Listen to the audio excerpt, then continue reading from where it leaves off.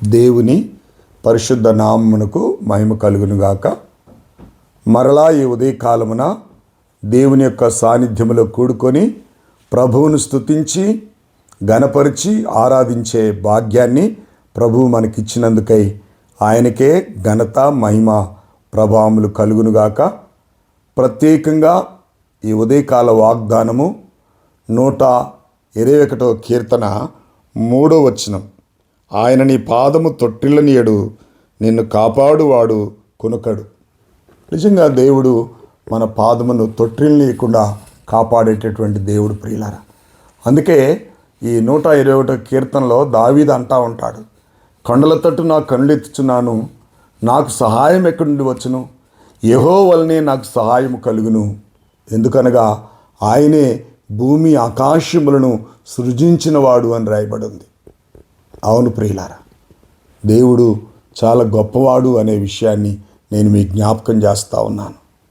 దేవుని యొక్క వాక్యములో రాయబడినటువంటి మాటలు, దేవుని యొక్క వాక్యములో చెప్పబడిన ప్రతి మాట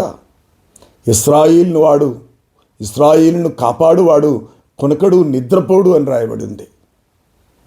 అవును ప్రియులారా, ఈ కీర్తనలో మనం జ్ఞాపకం చేసుకున్నట్టయితే, నీ కుడి పక్కన యెహోవా నీకు నీడగా ఉండును, పగలు ఎండదెబ్బైనను రాత్రి వెన్నుదెబ్బై నీకు తగలదు, ఏ అపాయము రాకుండా యెహోవా నిన్ను కాపాడును. ఆయన నీ ప్రాణమును కాపాడును, ఇది మొదలుకొని నీ రాకపోకల యందు యెహోవా నిన్ను కాపాడును. అవును ప్రియులారా, మన రాకపోకల యందు ప్రభు అనుక్షణము మనను కాపాడేవాడు.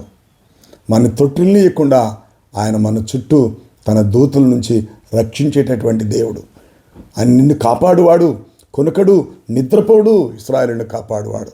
అవును ప్రియులారా, అందుకే దావీదు దేవుని వైపే తన కనులెత్తి దేవుని కొరకు ఎదురు చూసి దేవుని వాగ్దానం కనిపెట్టి దేవుని ఆశీర్వాదం పొందాడు. అవును, దేవుని ఆశీర్వాదం దేవుని వద్ద నుండి మాత్రమే వస్తుంది. దేవునికి లోబడి దేవుని చిత్తాన్ని జరిగించి దేవుని ఉద్దేశాలు నెరవేర్చినప్పుడు ప్రియులారా, దేవుడు ఆయన వాగ్దానాన్ని మన పక్షాన్ని నెరవేరుస్తాడు. కాబట్టి ఈ ఉదయకాలమున దేవుని వాగ్దాన్ని ఎత్తిపడదాం, స్తుతిద్దాం, ఘనపరుద్దాం, ఆరాధిద్దాం. ఆయన చిత్తం నిరంతరం జరిగించడానికి ఇష్టపడదాం. అలాంటి కృప దేవుడు మనకు అనుగ్రహించును గాక. పరిశుద్ధుడు అయిన మా తండ్రి, కృపగలిగిన మా యేసయ్య, నీకు వందనాలు, స్తుతులు, స్తోత్రములు చెల్లిస్తున్నాం. నీ వాగ్దానాన్ని బట్టి నేను స్తుతిస్తూ వస్తున్నాం, నేను ఆరాధిస్తూ వస్తున్నాం తండ్రి. అందుకే దావీదు నాయన, కొండల తట్టు నాకు కనులెత్తుచున్నాను, నాకు సహాయం ఎక్కడి వచ్చును? యెహోవా వలనే నాకు సహాయం కలుగును అంటున్నాడు తండ్రి. ఎందుకనగా ఆయన భూమి ఆకాశం సృజించిన వాడని రాయబడింది ప్రభు. అందుని బట్టి మీకు స్తోత్ర.